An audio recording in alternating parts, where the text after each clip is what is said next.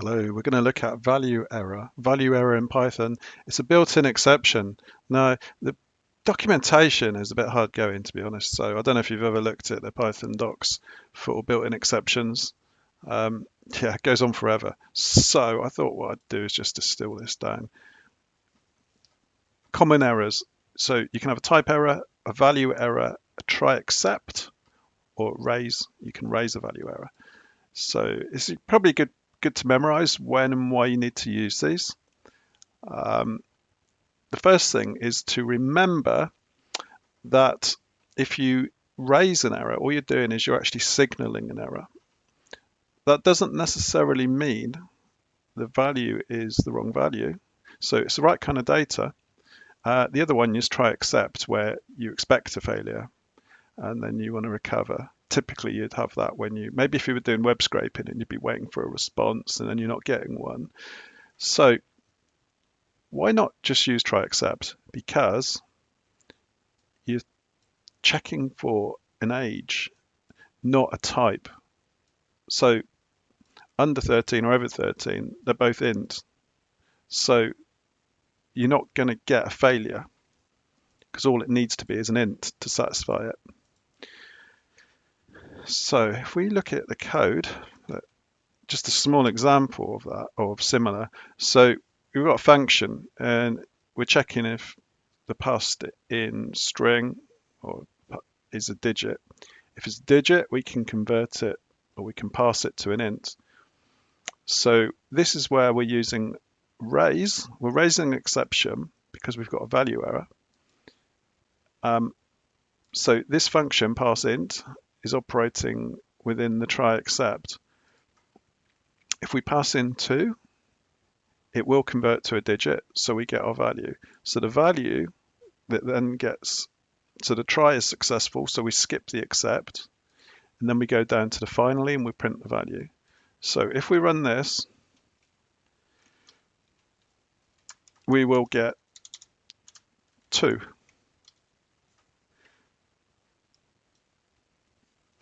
If we alter it, and we change that to be A2, or let's just change it to, just change it to letter A. So now we can expect this will fail, the try will fail, because we get a value error. Then we should get this except will then return 0. And then we get the 0. So that's just a quick example. Okay, so following on from that, I'm going to attempt to do some live coding. A bit rusty, to be honest. Okay, so what I'm going to do is I'm going to write a class which uses exception, and then our function. So we're going to inherit exception into our class, and then we're going to use that. So class, we'll call it, we're going to do like a cash withdrawal amount example. So insufficient funds, that's the class name. And then when we initialize it,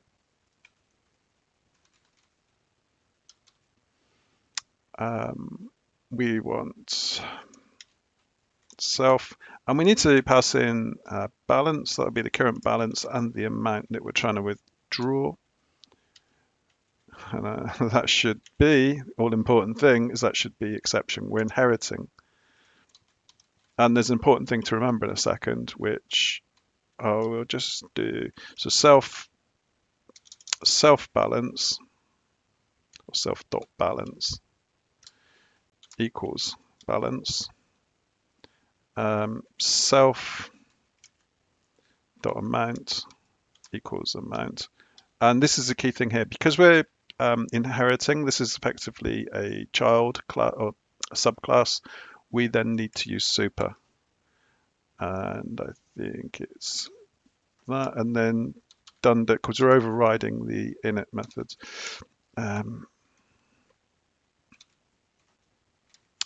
Do the f string, and then we will just say amount, and then we pass in the actual amount that was passed in is greater than balance. So what we'll actually do is we'll see this as effectively as our error that we raise. So now we'll do we'll withdraw, which will be a function to actually withdraw the funds, and we will pass in balance. We'll call the variables the same, so balance amount. Let's type in shocking, sorry about that. So then the first thing we want to do is we want to say if amount is greater than balance, sorry, we want to raise the exception. So we will then raise insufficient funds.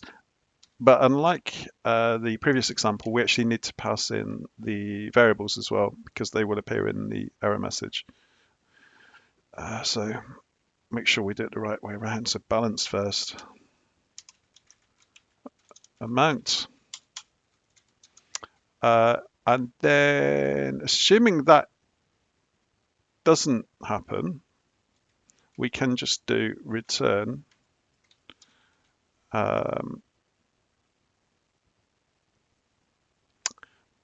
we could return balance minus amount. I think that's okay. Let's try and run it.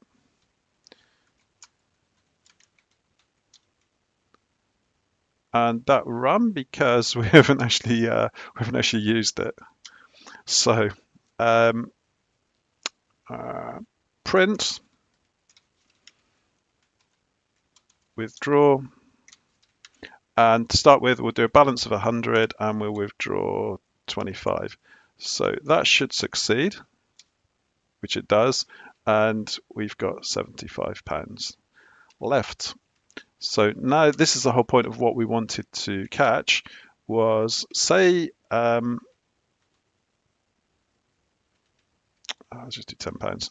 So say we've got an amount, we're passing in the withdrawal, so we pass in the balance is the first number, amount is second. I could have added the keys there, but never mind. Right, so then we do UV run main and we get the error message. This is what we have achieved. We've achieved a meaningful error message by raising the exception, which was insufficient funds, balance amount. And that's what the class has given us. That class is inherited from the built-in exception. So something to consider there really is that you can create your own exception. So I called it insufficient funds. You could call it,